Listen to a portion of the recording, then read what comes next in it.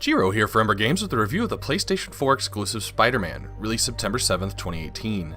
The Spider-Man game was developed by Insomniac Games, the same company that originally brought us the Spyro the Dragon series, Ratchet & Clank series, and the Resistance series. Spider-Man tells a story of Peter Parker, who long before the events of this game was bitten by a spider granting him superpowers. So no, this is not an origin story. As we swing in, we get several narrative hints about Spider-Man's past, denoting he's been at this for a while. I'm going to do my best to not hit any spoilers, either in what I say or the gameplay that you're seeing, but I have to show something. So if you think seeing the base enemy types in a fight are spoilers, then I guess you may want to turn this off now. As a personal disclaimer, I think I might own a couple Spider-Man comic books that are in storage. I used to watch the Saturday morning cartoon back in the 90s. I've seen all of the recent movies from Tobey Maguire to Tom Holland, played a decent number of Spider-Man video games, and looked up quite a few articles on Wikipedia over the years. So while I'm not a Spider-Man expert, I've been around the block. Now, right off the bat, you can see that Insomniac took a few liberties with its characters and their origins, including having Peter Parker's longtime on-again, off-again girlfriend, Mary Jane, as a reporter for the Daily Bugle.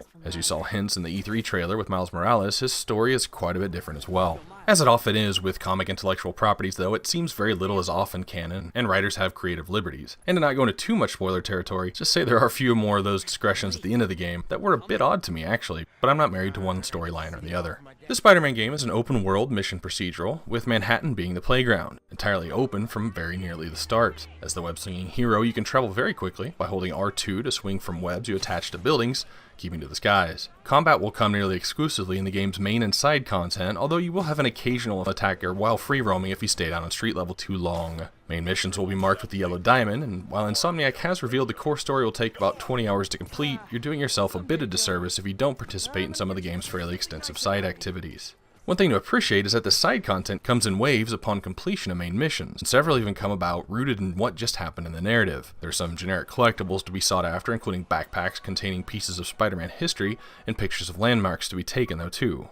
Much like Arkham Knight, you'll occasionally open quest chains that involve specific supervillains or heroes that will make a brief appearance. There are strongholds to be taken down and crimes to be stopped across a handful of enemy factions that also appear based on where you are in the story. Almost everything appears as an icon on your map, which can be accessed with the touchpad, and waypoints can be set to aid you. Crimes are an exception to this, as they'll pop randomly while you're free roaming in a district you haven't stomped out 5 of that faction.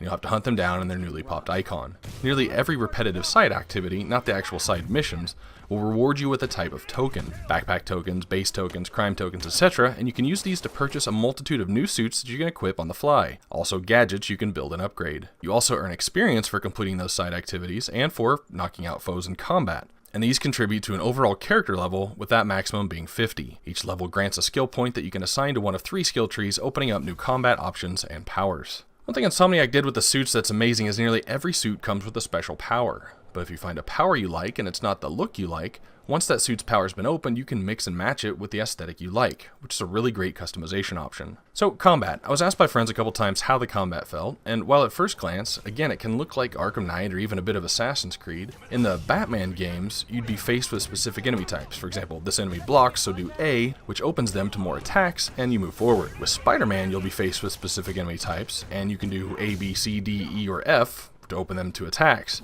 But you'd better do something fast or that blocking enemy will hit you with their shield a few times and you're dead. In fact, I think I would warn that there's a fairly intensive combat learning curve. It literally feels like the game goes, okay, here's 50 moves, now fight. I think I died probably 10 times in the first hour, but then didn't die that many times in the next 35 I spent with the game. You have your basic attack combo with square, but you can hold square to launch enemies into the air and press square again for air combos.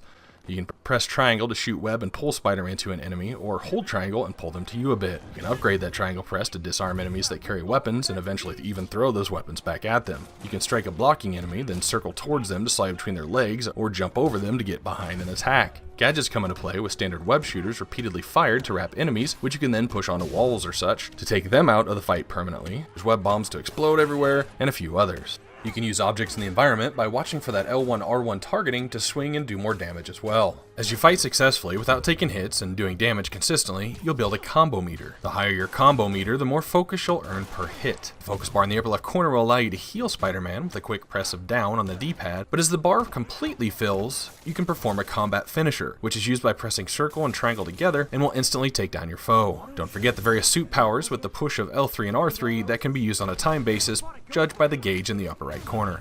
I will say it wasn't until the end of the game when I was grinding out those last few crimes for the Platinum Trophy did the combat finally start to feel even the slightest repetitive, as the game remains challenging throughout and you can find yourself in situations where you're like, wow, I just did something really cool. To go a little more into the web slinging, I guess I'll sort of spoil a side quest, but won't reveal the giver, where you get the challenge tokens for upgrades. There's a set where you're awarded a bronze, silver, or gold based on your timeliness and your attention to various criteria. The first are these speed runs, where you have to follow a drone and go through these blue orbs it drops before it finally lands and you crush it. The gold medals on these and some of the bomb defusal challenges require very near perfect precision with web slinging, and a missed web in a few milliseconds can keep you in the silver. On the other hand, the way this pushed me to be the best really upped my swinging game. Not only do you swing, but you can zipline horizontally to move yourself faster.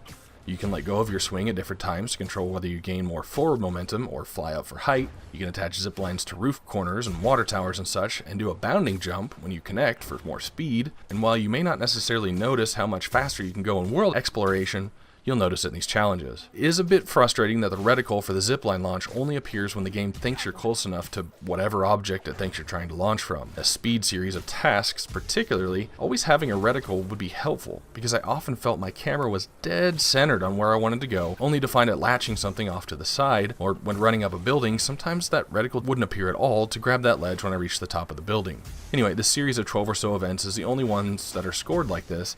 And I will say I'm not really a fan of the scoring system either, especially on the speed ones where you just want to know what time limit you need to reach, but instead the drone will sort of slow down to keep your pace a bit, so it's impossible to tell exactly from the outset. And as you try to reach a 40,000 point goal where it combines time and your streak of orbs and stuff like that, you just have to keep trying until you hit it. Now, just FYI, getting golds and all these aren't required for any trophy, nor do you need all the tokens they reward you with to upgrade all of your equipment pieces and buy all suits. If web swinging still isn't fast enough for you though, you do eventually open up fast travel points, and while the game is loading for you, you're treated to an often at least smile-worthy animation while riding the subway. Now the next mechanic for Spider-Man is stealth. A lot of encounters use my favorite method of stealth: use it until you're seen, then fight your way out. There are a few moments where all enemies must be taken down without being detected though, and this experience tends to feel a little inconsistent. You can web wrap enemies from a perch or do a quick web launch towards them for a one-hit kill when you're still hidden. Sometimes when you target an enemy you're preying upon, you'll get a super friendly pop-up that lets you know whether or not it's a safe target or if another enemy will see you should you try to take him down. But that doesn't always show up. It doesn't matter if you're behind the target either and you feel as though you have enough time to react to hit the next one that's going to discover you. It kind of just seems like a radius around that target that provides the instant notification to nearby troops. For non-combat stealth, there are a couple non-superhero playable characters for certain missions, where if you're seen, it's over. You're moving from floating checkpoint to floating checkpoint, trying not to be seen. There aren't many ways to do this, as a lot just seem to come down to a singular path. Now, I understand that it's a good player participation vehicle for a narrative, and it also builds tension, feeling like a helpless civilian in a dangerous world, but compared to the openness and freedom of pretty much the entire rest of the game, if it weren't for one of these sequences toward the end being pretty epic, I really think these pieces would have been better left as cutscenes, as they just interrupt the gameplay flow, really almost just feeling like a trial and error situation. Thankfully, there are several saving checkpoints. Perhaps even just a little more freedom given to the player, as while the floating checkpoints feel limiting, if they hadn't been there, the goal of where you're trying to go isn't really disclosed to you anyway. So if we could just see a map of here's where you start, here's where you end, go, it might have been a little more enjoyable. Graphically, Spider-Man looks great. The draw distances in New York are handled so well. The fake interiors of all the buildings you're climbing are rendered in a way that, unless you're specifically looking for some kind of fault, were done masterfully. The variety of Spider-Man suits look neat, and the supervillains you face all have a unique touch for this game as well. Dialogue and writing were completely solid too. Found Spider-Man's quips to be pretty clever, with a good mix of groan induction and genuine laughter. I did finally hear some repeats of the aforementioned crime grinding for the Platinum Trophy, but even then I'd hear an occasional new one. The voice acting here is top notch, and I read Insomniac even went to the extent of recording Spider-Man's lines more than once, in a resting state and a state of exertion, with a code variable that would choose which one to say based on what you were doing at the moment. Now that's dedication. The main story told a semi-fresh tale with a couple predictable twists and some that were not so easy to see coming. In fact, the game went a bit darker than I expected for Spider-Man, with a moment or two of jaw-dropping and even tear-jerking situations. The game pulls from several Spider-Man sources incorporating movies, the MCU, and comic book lore.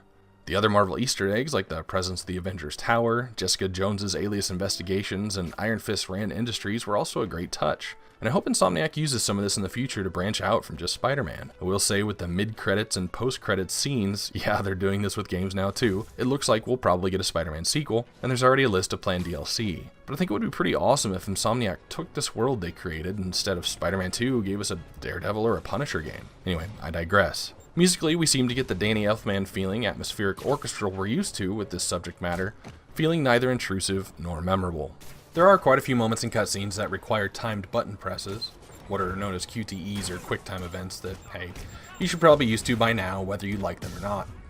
Now, I did have the game crash on me 4 times, playing on a PS4 Pro. I'm not really sure what that's about. I mean, there are enough checkpoints that I didn't lose a single bit of progress, and I don't think I noticed another crash after the patch 1.05 hit, and I also have a friend playing it that had 0 crashes in his experience, so your mileage may vary. Overall, Spider-Man features the best world navigation web-swinging we've seen to date, a cool rendition of Manhattan to play that's pretty good in size, a solid story with decent length, some sometimes frustrating stealth mechanics, a good amount of side content dispersed in waves to help maintain interest that had a variety of objectives and tasks, fun unlocks from the suits to the gadgets to the skill trees, and fast-paced combat with a ton of options, at first almost overwhelmingly so, with a pretty steep learning curve. Rated as an open-world mission procedural, Spider-Man hits a 90 out of 100 on my true scale of 0 to 100, where 50 is an average game. This is Giro for Umbra Games.